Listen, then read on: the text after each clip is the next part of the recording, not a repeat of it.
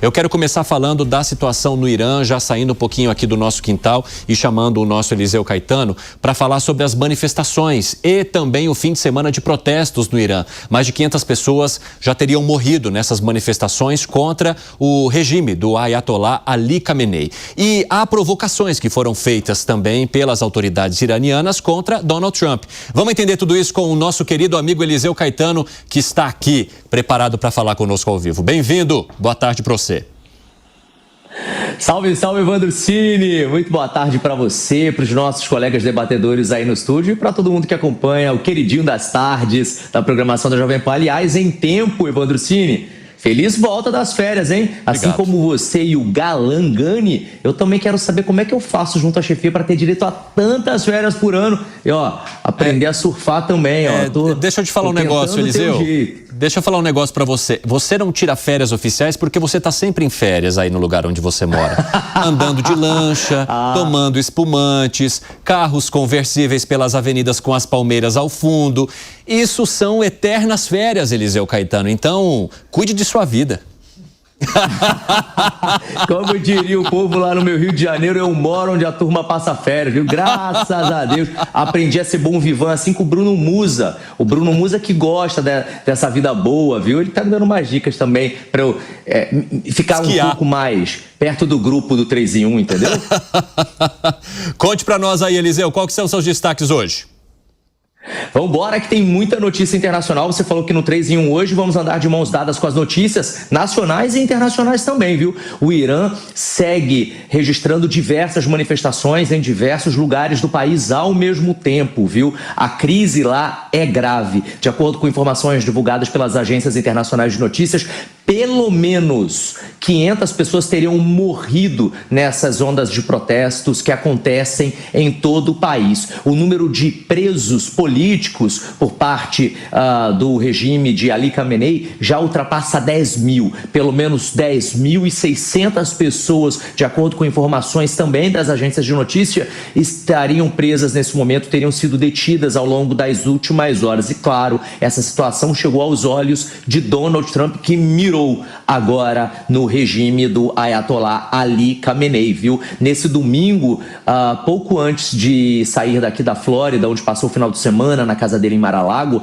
em direção à capital, Washington, D.C., para começar a semana de despachos lá na Casa Branca, Trump afirmou que o governo dele está avaliando, sim, possíveis respostas à repressão ou às repressões violentas a esses protestos lá no Irã, viu? Inclusive, ele confirmou que Teherã teria enviado emissários a Washington para conversar sobre um possível acordo nuclear, viu? Essas declarações foram feitas durante uma conversa informal com jornalistas a bordo do avião presidencial. Não houve até o momento uma declaração formal da Casa Branca ou um pronunciamento também do presidente. Trump disse que acompanha a situação muito de perto e classificou ainda como muito grave o uso da força contra os manifestantes. Segundo ele, os Estados Unidos não descartam nesse momento, Cine, nenhuma opção diante do aumento do número de mortos, mas que até o momento também nenhuma decisão foi tomada. E esse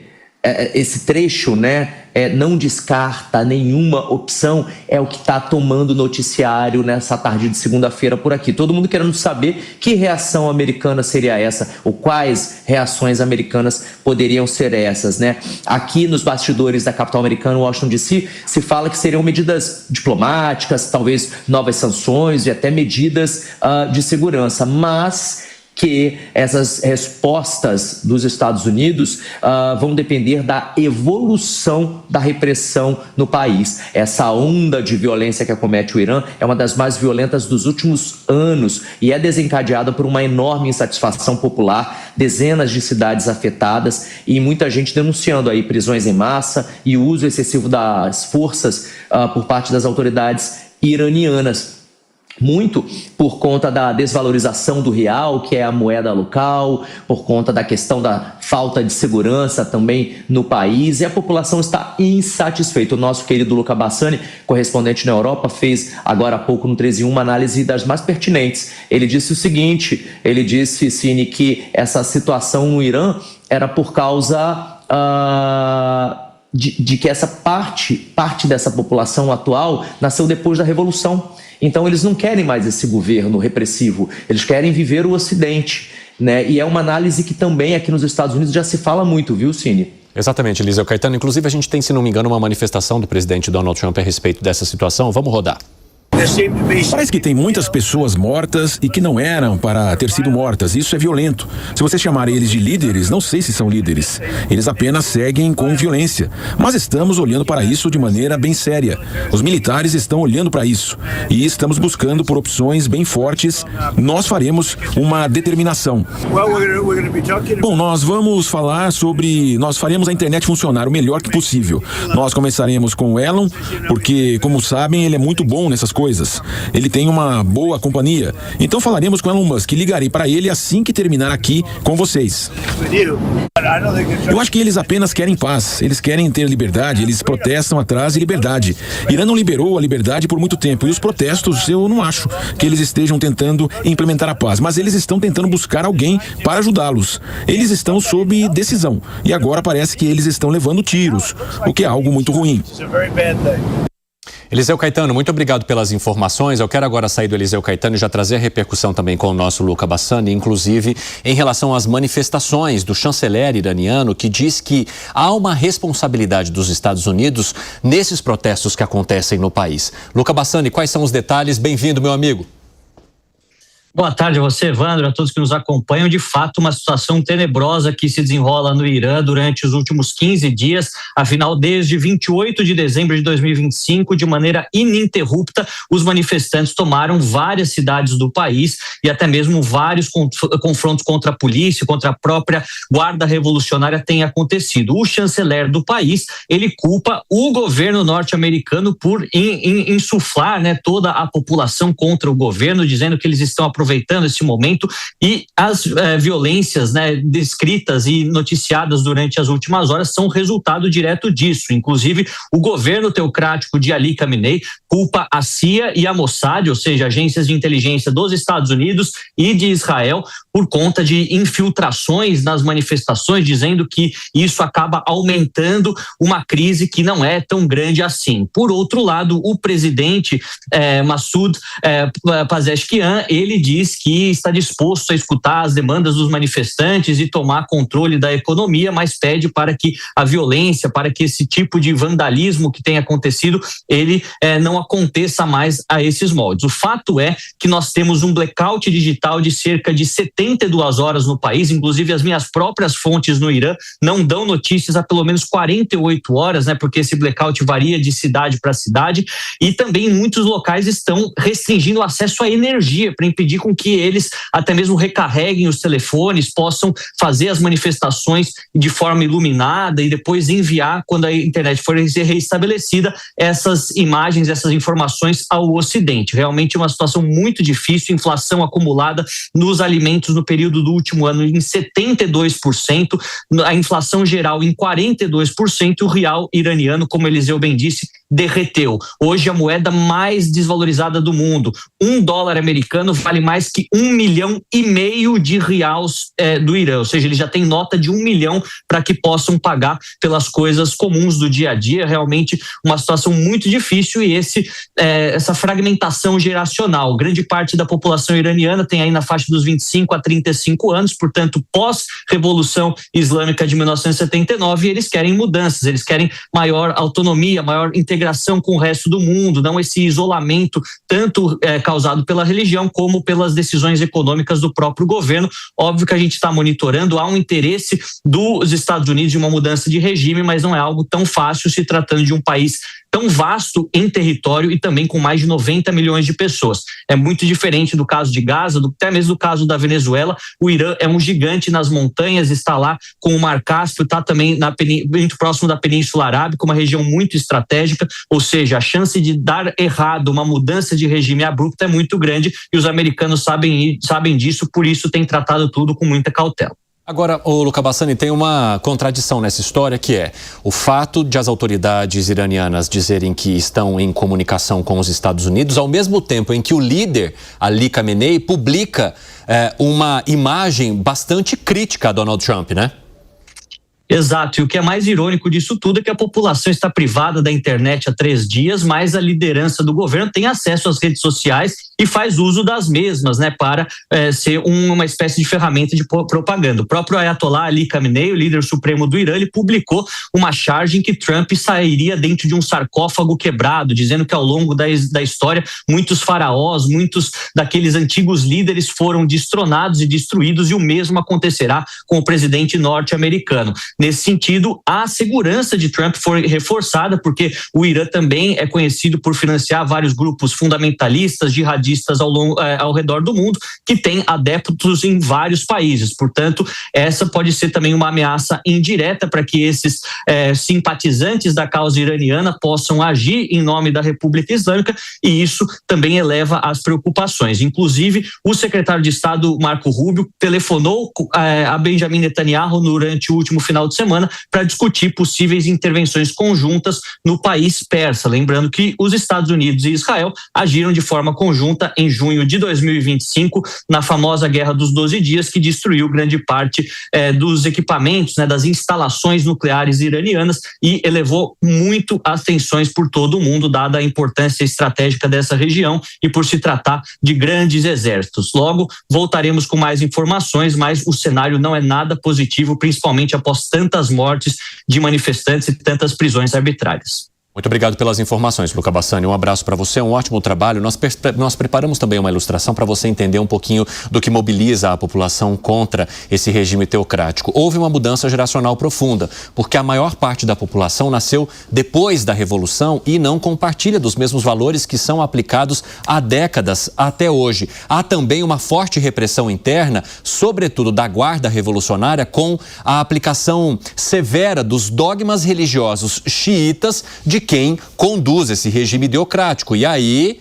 a população, essa geração, não aceita essa mudança ou a permanência desse regime, ao mesmo tempo em que a repressão se mantém. Há um isolamento diplomático também, principalmente acentuado pela guerra com Israel e os Estados Unidos agora em 2025. A gente acompanhou boa parte desses conflitos, e uma fragmentação dentro da elite do regime. Tensões entre os religiosos radicais e aqueles mais moderados, que entendem que a maneira como o radicalismo está sendo aplicado ali faz com que essas manifestações se tornem cada vez mais frequentes, o que poderia colocar em risco esse regime teocrático. Ô Fábio Piperno, eu gostaria que você trouxesse a sua análise sobre a maneira como os Estados Unidos são colocados como protagonistas deste conflito e a tentativa do regime do Ayatollah Ali Khamenei de, digamos, excluir a própria população da comunicação ou da informação, que a faça se tornar ainda mais estridente nessas manifestações. Eu vou começar por esse último tópico, o da tecnologia, que o Luca Bassani chamou a atenção, Evandro, e você reforçou, porque talvez isso tenha raiz no que aconteceu em 2009, e lá o regime iraniano tenha, digamos, extraído algumas lições. Em 2009, ocorreu um forte movimento oposicionista no Irã. Naquele momento, havia uma oposição, daquelas oposições consentidas, mas um pouco mais verdadeira, né? De fato, alguém que obviamente não imaginava derrubar o regime dos ayatollahs, porque ele também tinha essa origem, mas fazia sim uma oposição a algumas ideias que o Irã tinha, né? O Hossein Mousavi. E aí o que aconteceu? Naquele momento ele se comunicava com o mundo pelo Twitter, porque ele foi colocado em prisão domiciliar. Depois disso, as redes dele acabaram cortadas e tal, e ele foi totalmente desconectado. Mas é óbvio que tem tudo isso aí que você apontou, uma série de insatisfações, o problema geracional é verdadeiro, só que tem uma coisa: há mais ou menos 80 anos os Estados Unidos atuam ou para desestabilizar regimes iranianos, como fez, por exemplo, na deposição lá atrás, ainda nos anos 50, do primeiro-ministro Mossadegh, e aí foi entronizado Reza Pahlavi, que tem a ver com esse conflito de hoje, porque o filho dele é uma das alternativas, a principal alternativa de oposição, está querendo voltar. E aí Reza Pahlavi era um títere americano lá até cair por conta dos movimentos aí da Revolução Islâmica, que, óbvio, implantou um outro tipo de ditadura no país. Só que aí uma ditadura hostil ao Ocidente, ao contrário da outra, com o agravante de que nacionalizou a indústria do petróleo. Exatamente, Fábio Piperno. E eu quero trazer um pouquinho daquela manifestação que foi postada pelo Ali Khamenei, trazendo uma crítica a Donald Trump, que mostra Donald Trump numa espécie de sarcófago que está se desintegrando com os símbolos dos Estados Unidos. E aí ele diz, essa figura paterna que se senta ali com arrogância e orgulho, julgando o mundo inteiro, também deveria saber que geralmente os tiranos e opressores do mundo, como o faraó, Nimrod, Reza Khan, Maomé e outros do mesmo tipo, quando estavam no auge de seu orgulho, foram depostos. Este também será deposto. Agora é interessante, né, Ali Khamenei fazer essa crítica que poderia servir para si mesmo, mas ele está jogando para Donald Trump. E eu quero entender de você, Alan Gani, como é que você avalia o posicionamento de Donald Trump e também dos Estados Unidos em relação a esses conflitos no Irã, com essa escalada agora envolvendo também manifestações populares. Olha só, Evandro, os Estados Unidos operam, isso é uma máxima na história recente norte-americana, para mudanças de regime. É um trabalho acadêmico de uma doutoranda do Menschaumer, que é hoje talvez o maior especialista em geopolítica do mundo da University of Chicago, que ela levanta tentativas de mudança de regime por parte dos Estados Unidos de 1947 a 1989, se eu não me engano. Neste período foram 64 tentativas de mudança de regime, de interferência direta no país. Não é de hoje, o Piperno lembrou muito bem essas duas tentativas lá atrás, mas se a gente for agora, num passado mais recente, quando os Estados Unidos jogaram aquela bomba para destruir o arsenal ali de urânio, supostamente para armas de destruição em massa, armas nucleares, já era uma tentativa de mudança de regime e de desestabilização ali. E agora eles enxergam, né, a administração Trump enxerga uma janela de oportunidade, porque você tem uma revolta civil e eu não tenho dúvidas de que dentro desta revolta civil, claro, o serviço secreto dos Estados Unidos atuaram para insuflar essa manifestação e tentar derrubar essa ditadura teocrática do Irã. Muito parecido, Evandro, com o movimento que a gente viu na Síria, né? A Síria, algo muito parecido, né? Ali a população civil se revoltando até que cai o regime de Bashar al-Assad e fica muito claro a conexão com os Estados Unidos. Inclusive, quem assume, e aí é o risco, quem que assumiu o governo na Síria era um ex-integrante da Al-Qaeda. Fala, Cássio Miranda. Concordo com o Alan, mas eu vou pontuar um aspecto aqui que eu acho que vale ser ressaltado também. A gente tem vivido nos últimos anos o que se chama de proxy wars, ou guerras por procuração. De um lado, nós temos Rússia, China, muito se falou sobre o Irã e os drones iranianos usados inclusive na guerra Rússia-Ucrânia, e com o enfraquecimento da Rússia, a Rússia está colocando todos os seus recursos no combate com a Ucrânia. Com o distanciamento da China, mesmo que indireto, desse tipo de guerra, há uma sobreposição neste momento do outro lado, que é o lado capitaneado pelos Estados Unidos e por parte da Europa. Basta nós olharmos a movimentação hoje na Ucrânia, onde Donald Trump tem forçado um eventual acordo entre os dois líderes de Rússia e Ucrânia. Basta nós olharmos para a atuação na Venezuela, que a Venezuela indiretamente também era integrante deste bloco China, Rússia, Irã, e basta nós olharmos também para a atuação mais contundente de Donald Trump no conflito Israel-Hamas ali na faixa de Gaza. Então, os Estados Unidos, na gestão Trump, têm reassumido um protagonismo geopolítico que talvez na última década ou nas últimas décadas os governos norte-americanos deixaram de lado. Os Estados Unidos nunca deixaram de ser a superpotência do mundo, mas o faziam de forma mais distante. Nesse momento, Donald Trump fomentando conflitos e, por vezes, até atuando diretamente nesses conflitos. Agora eu quero contar para vocês quais são as questões econômicas que também mobilizam esses conflitos, que têm aí, né, influência dos Estados Unidos, que é o impacto devastador de fortes sanções econômicas, sobretudo pelo programa nuclear iraniano, que é algo em que o país insiste, uma inflação crônica, o derretimento do real. Então, $1 vale mais de 1,4 milhão de reais. altos níveis de corrupção estatal, má gestão de recursos, porque você não tem nada que controle, que fiscalize, porque tudo está na mão dos poderosos do regime, e também uma economia altamente dependente do petróleo e pouco diversificada. Agora, o Alangani estava trazendo para a gente um dado interessante sobre a quantidade de vezes que os Estados Unidos tentaram influenciar nas políticas e nos regimes de outros países. Mais recentemente, a gente acompanhou uma situação bastante crítica envolvendo a Venezuela, mas há uma preocupação também ali do México, de Cláudia Sheinbaum, que disse que via com bastante temor a possibilidade de uma intervenção mais brusca também dos Estados Unidos no vizinho México.